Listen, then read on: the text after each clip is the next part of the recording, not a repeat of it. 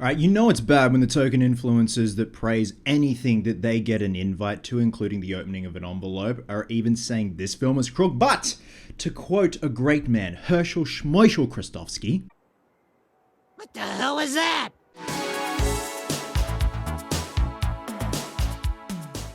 hey guys, welcome back to a brand new video here on the channel. Today, it is going to be, doesn't give a fuck if it's spoiler free or not, a movie review of Madame Web, the latest offering from Sony Pictures. Now this apparently has nothing to do with the Spider-Man universe, although there is the notion of Adam Scott, who is completely wasted in this film playing Ben Parker. And I don't really consider that a spoiler because it's up on IMDb that he does indeed play Ben Parker. And there is also a quote from the original Tobey Maguire Spider-Man films that is in this film, and it's actually been switched. And I'm paraphrasing, let me check what it is. If you take on the responsibility, great power will come. So I guess that's the only real connections to the Spider-Man universe, but essentially, Madame Web tells the story of Cassandra Webb, played by Dakota Johnson, a paramedic, an EMT who has psychic abilities, who can see into the future. She finally realizes her powers. She then takes upon herself to help 3 young girls who she then sees their death in the future and tries to prevent that death from the evil Ezekiel Sims, who is after them, as well as Cassandra, who Ezekiel also has connections to Cassandra's mother. I think that's it. I think that's the premise. Going into this film, I was hoping to be wowed and just have my mind change in terms of what to expect. The trailers were severely underwhelming. The marketing has been next to nothing.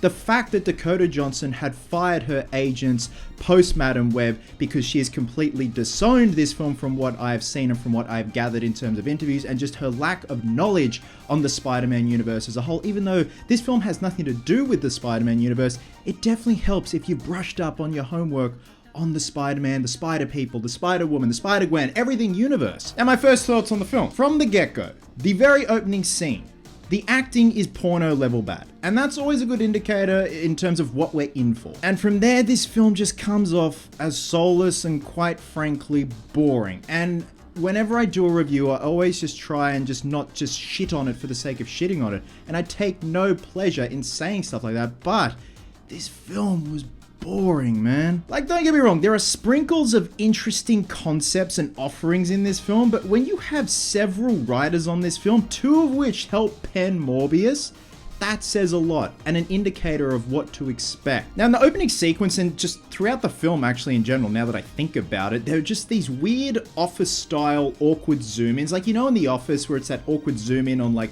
Jim or Michael Scott's face and stuff like that. They do this in the film, but it's digitally done. It's not done in camera, and it's just really annoying. Now the beginning of the film is actually an origin story. It goes back to Cassandra's mother when she's pregnant with Cassandra, and you see the spider people in the jungle, and I thought to myself, I would love a whole film dedicated just seeing the spider people, very much in vein of like Apocalypto or even Prey level action, and just the simplicity of all. And you see the spider people, they have these makeshift kind of rope webs around their body, they got body paint, they look scary. I'm like, I'd watch a whole film about that instead of Madame Web. Now the film does take place in 2003, and it does have that mid-2000s vibe, and I appreciate the effort they put in terms of the production design and that mid-2000s feel where comic book films were still trying to figure themselves out.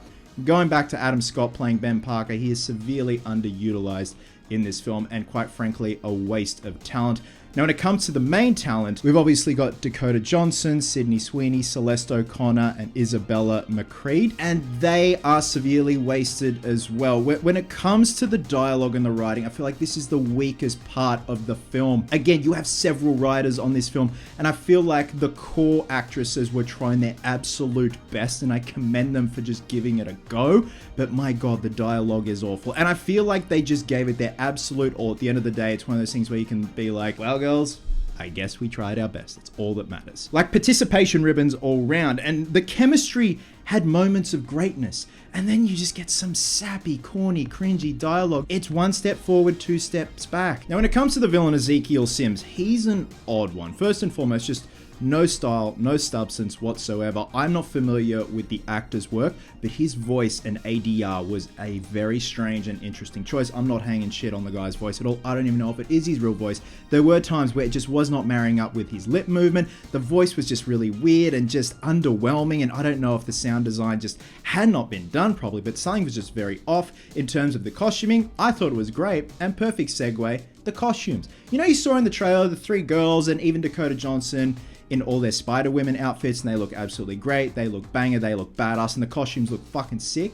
Well, get a good look at it, because you get it for about 1 minute and 30 seconds in the film, whereas Ezekiel, he's got his costume for most of the entirety of the film. And usually that's not a big deal, but I'm like, dude, like, it's a comic book movie. You kind of got to have costumes, not civilian clothing for majority of your runtime. It's kind of the point of the costumes. The costumes sometimes do more work than the actors, and it's like the representation, the trademark of the character. Sometimes you're not even watching the character's performance. You're watching that suit and you don't even care. The film is clustered with a lot of flashbacks, exposition, because we're getting used to these characters, and this film just feels like a one and done, but I will get to that later. And just an overabundance of Dutch angles, and it's weird. Sony comic book films for that matter, whether it be the Venom films, Morbius, Madam Web, they all have this look, this sterile, clean, neon look. I can't explain it. And this film has exactly that. Using my hands a lot. I don't know why. Now, when it comes to the CGI in this film, when it comes to critiquing CGI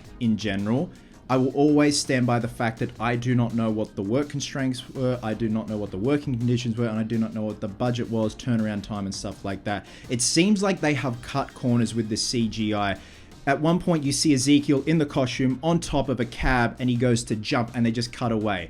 I feel like if you had more money, more time, something like that, if you really cared about the storytelling aspect of the film and the visual storytelling aspect of the film, you would show Ezekiel go from a practical person in a costume jumping up into a digital model, swinging up into the air, onto the ceiling, onto a wall, onto another car, onto a truck. But no, you just see him jump as if the actor has just jumped up like that and they've yelled cut and they've cut to another sequence in the film. To sum up the climax of the film, I got mad Care Bears vibes. Take that as you will, and I don't know how to feel about it.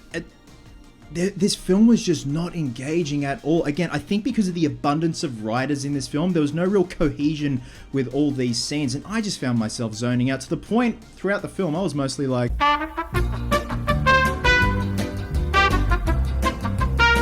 So guys, to sum up Madam Web, I would have loved to have been pleasantly surprised and said, fuck yeah, this was awesome. What an absolute delight, what a treat. But to me, this felt like a 5th or 6th installment in the Madam Web franchise. Like as if they just have to do a contractual obligation, get the film done, and then they're wrapped and they're relieved of duty. Not a first cab off the rank. And it's shit because our main ragtag crew had some decent chemistry at times and quite frankly potential. But we're let down by a severely weak script with some weak dialogue that at times made me yearn for another romp in the hay with Morbius. Yes, I said it. The CGI is sadly a mess accompanied with a villain that has zero substance, and quite frankly it should have just been like twirling a good old mustache on top of his costume. I appreciated the mid-2000s vibe they were going for, and the costumes were definitely a standout, even though they were in the film for all but 1:30. I think that's being generous. Like, at least there was memeage with Morbius. Like, it's so bad it's good. But I wouldn't even call this film so bad it's good. It's just bad and sad. And it's seemingly come to this from where things started with the Sony Spider-Verse. It started at greatness and it just feels like no one gives a shit anymore. And it's also sad that the film's lead actress has seemingly disowned the film even before its worldwide release, so that says a lot. Now, there's no mid or post-credit scene. I don't know if that's a make or break deal for you. To me, that just spells trouble because they just don't care. They don't care about expanding this universe or continuing the story. To me, this film just seems like a one and done. So with that, I'm going to be giving Madam Web 1 What the hell was that? out of 5. Again, I just felt no memeage with this film. Like, there was no greatness, there was no real good to find in amongst it. Again, I commend the main lead actresses for just trying with the dialogue that they were given, but amongst that, there was just nothing. It was just empty and soulless. With that being said, guys, I'm sorry for being so negative. You know I don't like to be negative. I try and find the positive in everything, but my god, this was a tough one. Let me know your thoughts down below once you have seen Madam Web. If you are going to see it, honestly, you could totally wait for it to come out on streaming. Save your dollary dues. Everyone's pitching it as this great Valentine's movie. No. Great Valentine's movie, crazy stupid love. Fuck me, that is a good movie with a damn good twist at the end. Highly recommend checking that out if you haven't. Love you guts, and I'll catch you in the next one.